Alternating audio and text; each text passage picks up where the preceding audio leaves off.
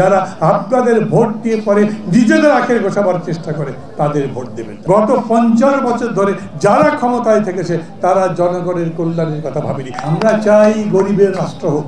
আমরা যখন বলি জনগণ সমস্ত ক্ষমতার বাড়ি, তার মানে জনগণ যাতে তার নিজের ভাগ্য নিজেরা গঠন করতে পারে, নিজেদের ভাগ্য গঠন করবার জন্য মাঝপথে যাতে কাউকে ঘুষ দিতে না হয়, অন্য কেউ যাতে আপনার ছড়ি ঘুরাতে না পারে, অন্য কেউ যাতে আপনার টাকা চুরি করতে না পারে, সেই ব্যবস্থা করা আমাদের দায়িত্ব।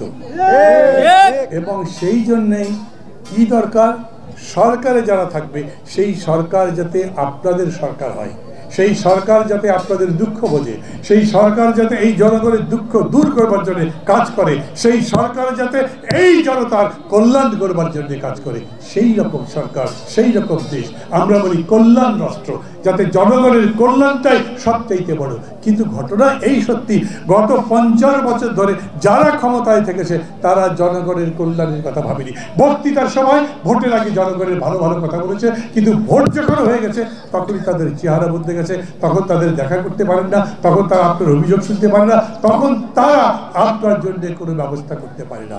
এই জন্য আমরা বলি এইবার সুযোগ এসছে, এত বড় একটা আন্দোলনের পরে আজ সুযোগ এসেছে যখন নিজের পছন্দ মতো ভোট দিতে পারেন।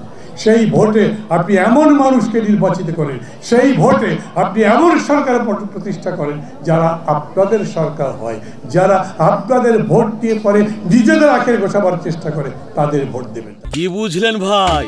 অনলি যেটাই চাই।